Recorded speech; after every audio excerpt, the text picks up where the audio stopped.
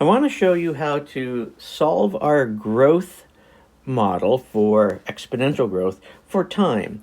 So if we take a look at the example that we did in class, which was the population of Mount Vernon, we saw that in 2014, the population, the initial population that we have is 32,356. And we were also given in 2016 the population, so that's 2 years later, 2 years after 2014, so that would be p sub 2, is 33,388. And in class we calculated the explicit formula for this exponential growth. And we saw that it was p sub n is 32,356, that's our initial population right here, times 1 plus the growth rate, which the growth rate was about 1.58%, so 1 plus that is 1.0158 raised to the n, and this is what we found in class to be the model to predict the population of Mount Vernon. Oops, let's get rid of that, just do a square around it. N years after 2014. Now, suppose we wanted to take that and figure out at what year will the population of Mount Vernon reach 50,000? So in order to do that, we would really need to take 50,000, set it equal to our equation, which is 32,356 times 1.0158 to the n. And what we need to do with this is solve for n. This equation right here, this whole entire equation, is called an exponential equation because the variable, or the unknown value, is up here in the exponent. So how can we solve an equation, question mark, where your exponent, your variable, is up in the exponent? To do that, we need to use what's called logarithms. And in particular, we're going to take a look at the logarithm in base 10. Base 10 is our common counting system. We use the digits 0, 1, 2, 3, all the way up to 9. We use 10 different digits total. And when we take a look at a typical number that we would write down, something like 3,124, we know that the 4 is in the 1 spot, the 2 is in the tens, this one is in the hundreds place, and the 3 is in the thousands place. Now, another way we can write this is 1 is really 10 to the 0, 10 is 10 to the first, 100 is 10 squared, and 1,000 is 10 cubed. So all of our place values are 10 raised to various powers. The 0, the 1, and then 2, and then 3. So it's a base 10 counting system. Now, what we also saw in class was when we deal with square roots, something like the square root of 5, we leave off the index. Even though it really is a square root of 2 there, we typically leave off that index of 2. So the notation for a logarithm base 10 is fairly similar to that, in that the notation for a logarithm is log, and then typically we write base that we're dealing with, base 10, of some number a. But if we're in base 10, which is our common counting system, this is called the common logarithm. So this is the common log. And if we're dealing with base 10, we typically leave off this subscript down here, the 10. So normally we would just write log base 10 as the log of some number a. What we want to do is figure out what does this function actually give us. So let's do a couple of calculations on a calculator. Now, on the left, you'll see I have a NumWorks calculator, which I'll show you in class. It's actually a physical calculator, but it's got an emulator online. It operates like our TI-84, even though things are laid out a little bit differently. But I'm going to use that here.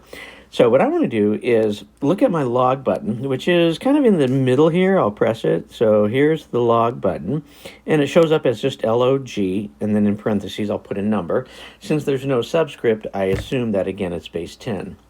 So let's go log of 100 and see what's happened. So if I type in log of 100 and hit execute or enter on your TI, I get 2.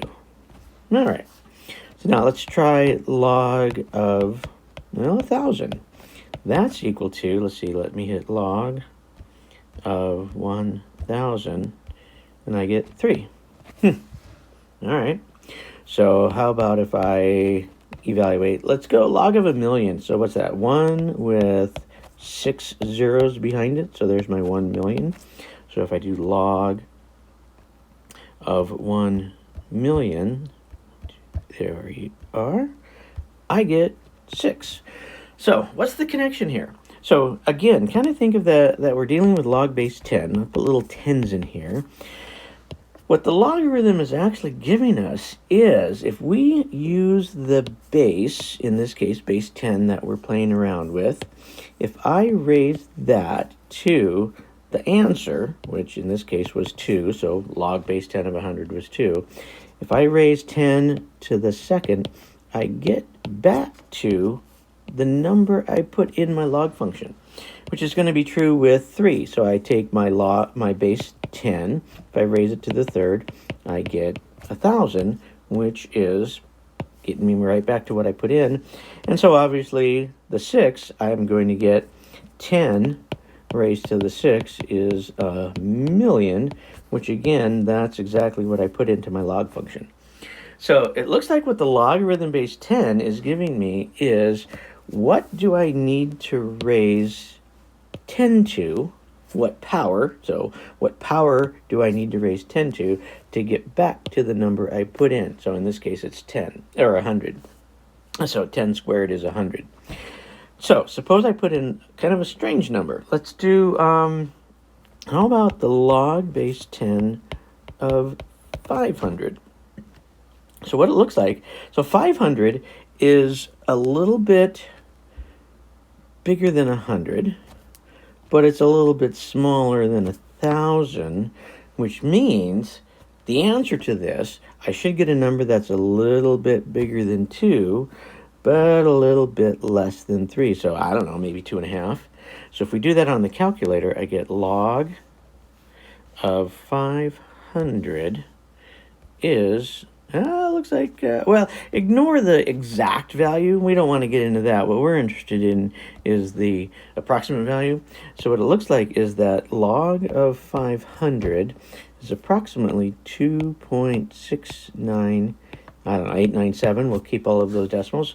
So what that means is, since I'm dealing with base 10 for my log, if I take 10 and raise to 2.69897, I should get back to approximately 500 that I started out with right here. So if I do that, if I do this calculation right here on the calculator, let's see how close to 500 I get. If I do, let me get down. If I do 10 raised to the 2.69897, sure enough, I get something that's super duper close to 500 there. So why is that important to be able to take logs on your calculator? So what we need is another property of logarithms. So let's look at property of logarithms. And let's back up a little bit.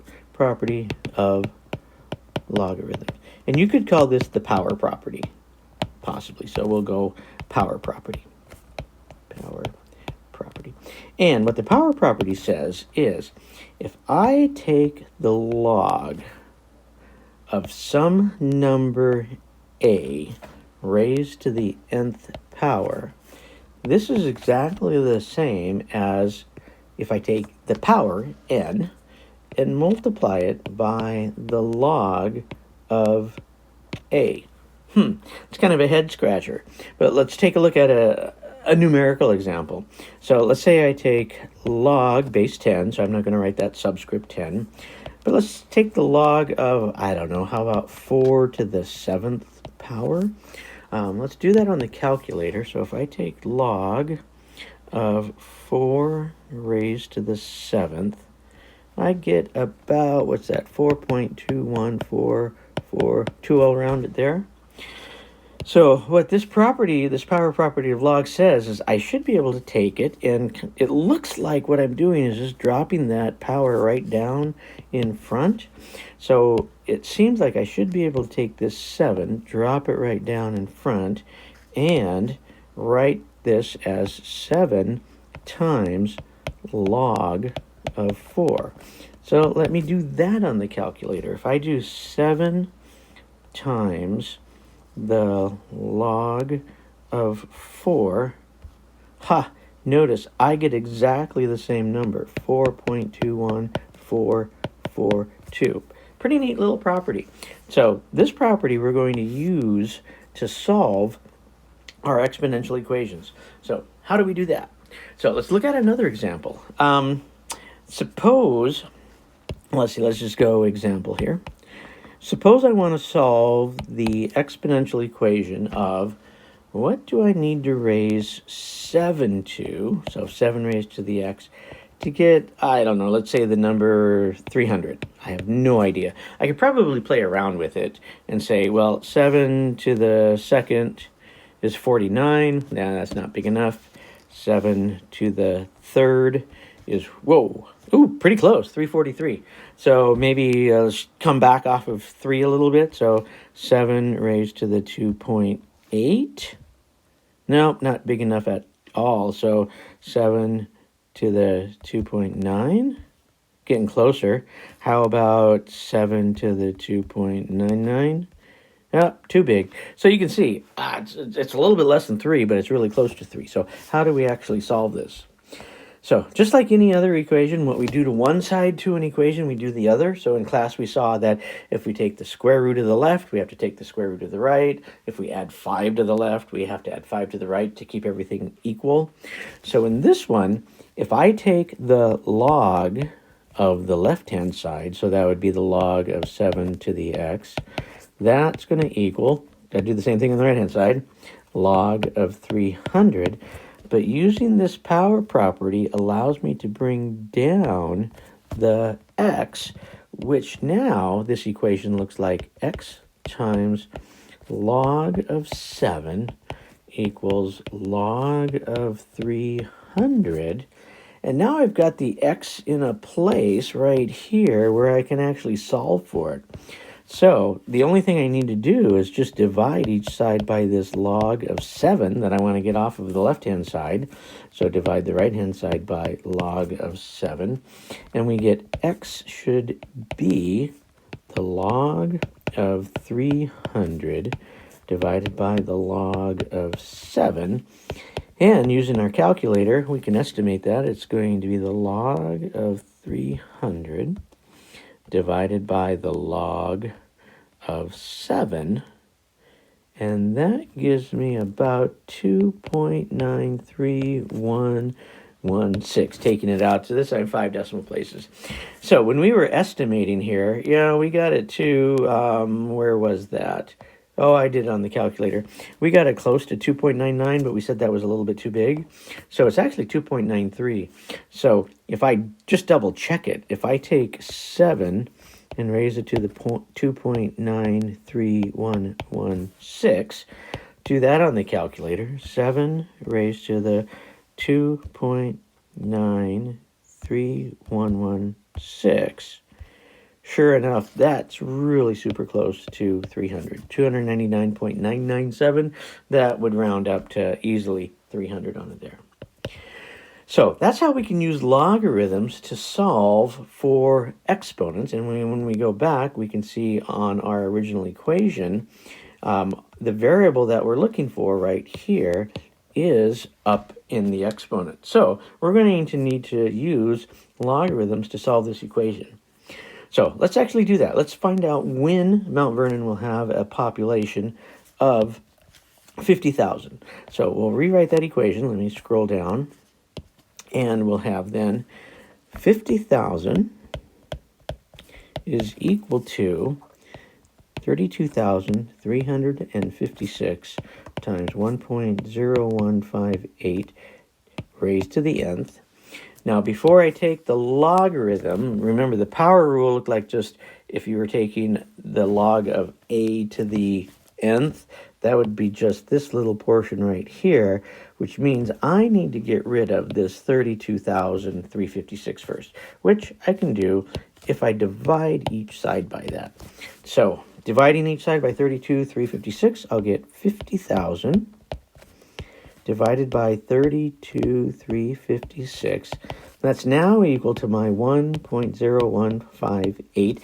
I really don't need the parentheses, so just 1.0158 to the nth. It looks like I'm ready now to take the log of each side. So I take the log of the left-hand fraction, 50,000 divided by 32,356. I take the log of the right-hand side, which is the log of this 1.0158 to the nth, all inside my log function.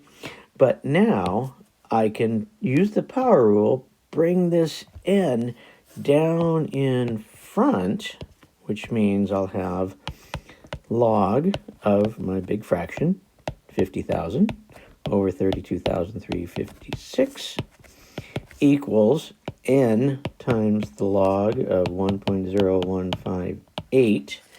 Now, just like the previous problem, I need to divide each side by this log in order to isolate my n here. So dividing by that log, it'll be the log of the big fraction on the left, 50,000 divided by 32,356, divided by this log to get it off of the right-hand side, so divided by log of 1.0158.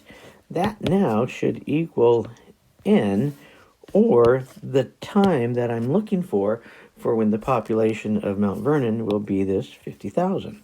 So back to our calculator, I need to do the log of 50,000 divided by 32,356, get out of my parentheses. That needs to be divided all by the log of 1.0158. And what I get here is n is going to be approximately 27.76 years. But now that's years after, so we'll say that's really years after our initial time, which if I go up to the top, we'll see our initial time was the 2014. So we are a little further. We're a little more than halfway. We're actually 3/4 of the way, 27 years after 2014. So 2014 plus 27.76 years, or just 27 years and a little bit more. That looks like 2014, let's see, plus 27. I get 2041 midway, so 2041.76. So we're 3/4 of the way through 2041. So somewhere around 2041, we would expect the population of Mount Vernon to be close to 50,000. Now, obviously, we don't know if this growth rate is going to continue to be at that 1.58%. Obviously, in class, we saw that it's probably a little bit low, so we might expect to reach it a little bit sooner than that. But that's how we can solve for time on these exponential equations right here, solving for n using logarithms. So hopefully that'll give you an idea of what logarithms are for and how to use that to solve some of our growth equations.